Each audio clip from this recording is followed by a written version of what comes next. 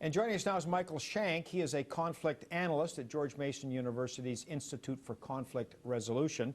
Sir, give us your perspective in broad strokes. What do you make of what happened today, and what does it mean for Pakistan? Well, Dan, I think it's worth looking at the context in which this violence was propagated. There has been, in the last 8 years under Musharraf's rule, basically a political vacuum. The social infrastructure has deteriorated. President Bush and President Musharraf have shown no indication in the last 7 to 8 years under Bush's rule and under Musharraf's rule that democracy was really of interest to them. And so they didn't develop the alternative infrastructure so that when, in the case of the assassination today, that there would be alternatives ready to go. And so now that vacuum is in high relief. So I think the main concern is that if President Bush is serious about democracy in Pakistan, and he noted that today, that he's encouraging democratic reform, if he is serious, then we're going to have to redirect the military aid that's going to Pakistan to help build up the social infrastructure. You look at the balance sheet of what Musharraf did and did not do in terms of his relationship with the West. The West needed him for the war on terror, but at the same time, to have a partner in the war on terror, it has to be a partner who's one of the good guys, not one of the bad guys. And so you put a lot of heat on this guy to become more democratic. So he does allow Bhutto to return. He does hold elections, although they were somewhat controversial, and he planned elections for January the 8th. On the other hand, he fired his judiciary, had a state of emergency, had an iron grip on the military. So who is this guy? Where is he going? And what's the chance of any democracy in this country? Well, Dan, you make really good points. If you look at the funding, U.S. military funding in the last 8 years to Pakistan President Musharraf, it's amounted to about $11 billion. Now, of that $11 billion, and imagine that's about $100 million a month going to the Pakistan military and President Musharraf, of that $11 billion, only 1/400th of that, that's around $26 million, has gone to setting up the institutions, the structures necessary for democratic elections. And if you look at what he spent on education, 2% of the GDP annually is spent on education. So Musharraf, I think, when it comes down to it, is not interested in setting up the healthy civil society that any democracy needs. And he's more interested in, and you see this in today's framing, in framing extremism and radicalism in the Northwest Frontier Province to ensure the continuation of U.S. military aid. And the State Department, the Pentagon, the Senate, and the House have not indicated that they're ready to withdraw that military aid to put pressure on Musharraf, which they should. How vital is Musharraf to the war on terror? Well, one could question the war on terror. If you look at extremism in the Northwest Frontier Province, if you look at extremism and radicalization in Afghanistan, the way NATO has responded, the way the U.S. military has responded, it's only heightened extremism. We have not been interested or shown interest in really undermining that extremism. Poverty is rampant, it's pervasive throughout the border regions, both in Afghanistan and Pakistan. And I think if the U.S. was truly interested in undermining extremism, we would tackle those issues.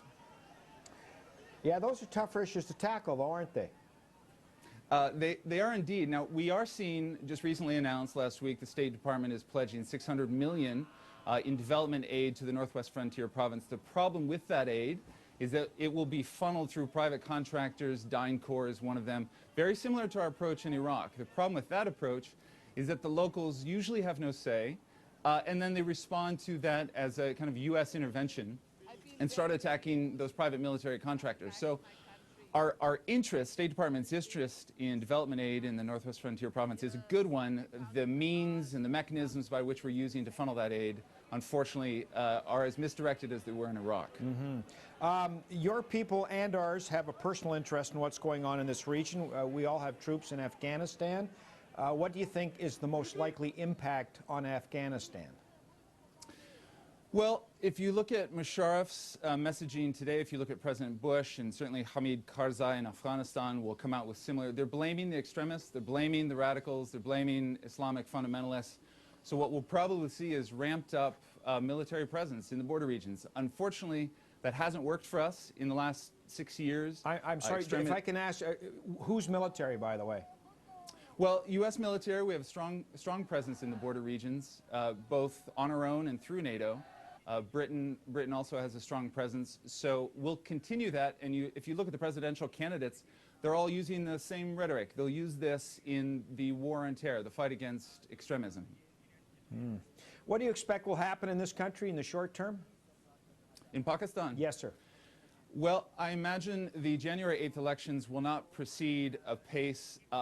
It's probably wise that they don't, simply because Pakistan President Musharraf has selected the judiciary, he's selected the Elections Commission. It would be rigged even if it did take place. Nawaz Sharif is planning to boycott it. Had the U.S. invested in social infrastructure in Pakistan, we would have alternatives. But given the political vacuum, since we've only invested in Musharraf, and he hasn't, in response, invested in the social infrastructure, we don't have democratic alternatives. So now that Benazir Bhutto has been assassinated, you see that political vacuum now more than ever. When we look around the world at all the hot spots, there are extremists everywhere, but there are a lot of extremists in Pakistan. There are a lot of jihadists in Pakistan. Why in this country? Well, I think if you look at, take educational enrollment. Secondary education enrollment in Pakistan is at 20%. Tertiary enrollment is at 4%. Illiteracy is at 51%. So you see extremism where the alternatives are not clear. If I can't get a good job, if I can't have economic sustainability, financial sustainability, extremism is ripe for the picking, and Taliban recruitment happens, you'll see, in impoverished areas. So we have to, both the U.S. government and the Pakistan government, have to provide potential recruits with alternatives. If you look at counter-recruitment strategies in Saudi Arabia, in Indonesia, you see them providing economic alternatives, and that's exactly what has to happen in Pakistan, because the farming opportunities, the irrigation systems in the Northwest Frontier Province are deteriorated. So the economic alternatives aren't there, and we have to provide them. So is it your sense, sir, that when we send soldiers into the hot spots in this part of the world, whether it's Afghanistan or Iraq, we are perhaps wrong-headed in our approach? We should be sending healthcare workers and educators and experts in agriculture?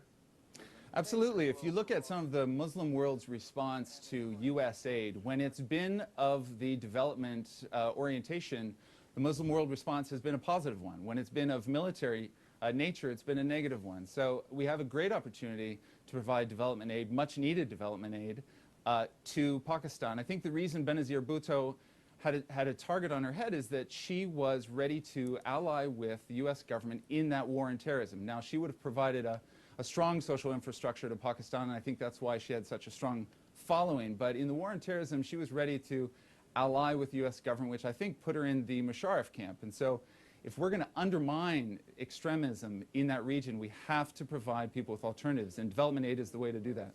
All right. Michael Shank, thanks very much for your time. Dan, thanks for having me. Once again, Benazir Bhutto is dead, assassinated today in Rawalpindi. Our coverage continues.